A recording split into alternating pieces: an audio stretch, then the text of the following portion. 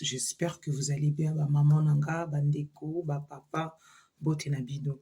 Alors les amis, aujourd'hui je vais parler en fait de nos divas congolaises. Voilà, je voudrais mettre vraiment nos divas en avant. C'est vrai que quand on parle de la musique congolaise, on pense toujours à l'ère patriarcat. C'est vrai, c'est souvent le côté masculin qui domine. On pense spontanément Papa Wemba, Koffi Olomide, Tabouley, hein, même l'un des pionniers de la rumba congolaise, Papa Wendo. On parle souvent de ça, mais je voudrais aujourd'hui vraiment euh, mettre nos divas en avant. C'est vrai que dans le monde, voilà, quand on parle des divas, on cite les Whitney Houston, Aretha Franklin, on cite Beyoncé, on cite Mary J. Blige, beaucoup d'artistes, même dans la francophonie. On cite Dalida, Edith Piaf, mais vraiment, je voulais vraiment mettre nos divas en avant. C'est vrai que on a aussi ces dames qui ont fait les valeurs de la musique congolaise à travers leur voix, à travers leur histoire. Leur histoire personnelle est aussi douloureuse, mais c'est une belle histoire parce que ces histoires-là ont fait d'elles des divas, ont fait d'elles des légendes, ont fait d'elles des artistes qu'on n'oubliera jamais. Je pense à Betty Massikini, elle fut quand même l'une des premières femmes à évoluer une carrière à l'étranger. Elle a quand même fait l'Olympia dans les années 70. Franchement, c'était un défi, fallait le faire et elle a fait. Elle a rencontré des artistes internationaux, elle a rencontré des James Brown, elle a rencontré des Mireille Mathieu, elle a rencontré Mohamed Ali. Franchement, c'était une dame hors norme à travers son style de musique, à travers ses danseuses qu'on les appelait les tigresses avec son groupe qu'on appelait les redoutables. Elles ont bougé le monde, elles ont bougé l'Olympia dans les années 70. C'est quelque chose franchement formidable et vraiment, faudrait encore rappeler ça avec son style de musique. C'était ce côté folklore. Voilà, Betty Massikini, il y en a tant. Alors, on peut parler aussi de Mama Pongolove à travers sa voix, à travers son histoire. Franchement, cette dame, c'était en fait des modèles, hein. Beaucoup de femmes se retrouvaient quand on écoute ces mélodies, quand on écoute ces chansons. Voilà, on revit.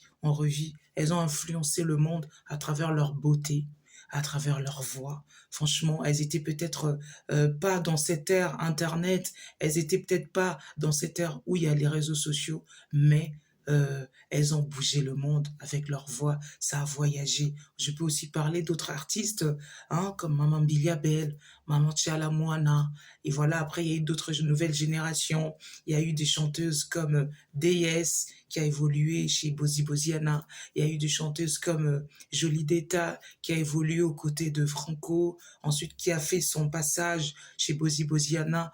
On a tant de divas aussi à mettre aussi en avant. Peut-être que certains, bah, on les a peut-être oubliés ou ces musiques passent moins, mais vraiment, c'est des artistes, franchement, que on n'oublie pas. Elles ont fait la fierté, elles font encore la fierté du Congo et aussi, grâce à toutes ces artistes-là, on passe par notre nouvelle génération, on passe par les chanteuses comme Scola, on passe par des chanteuses comme des Béoussiel, je pense aussi à des chanteuses comme Fayates.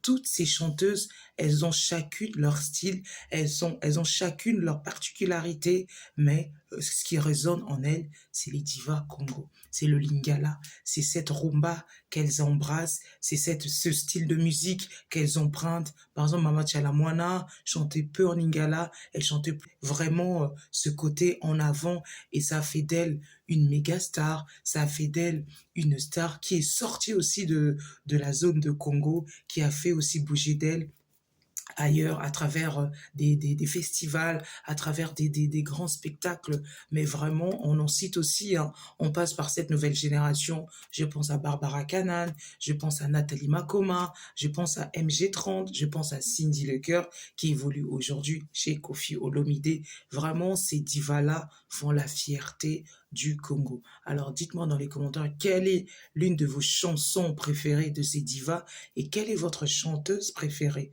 Pour Nanga, chanteuse préférée Nanga, sincèrement, bah, celle qui touchait mon cœur. Je les aime toutes, hein, mais je pense que mon coup de cœur, c'est DS.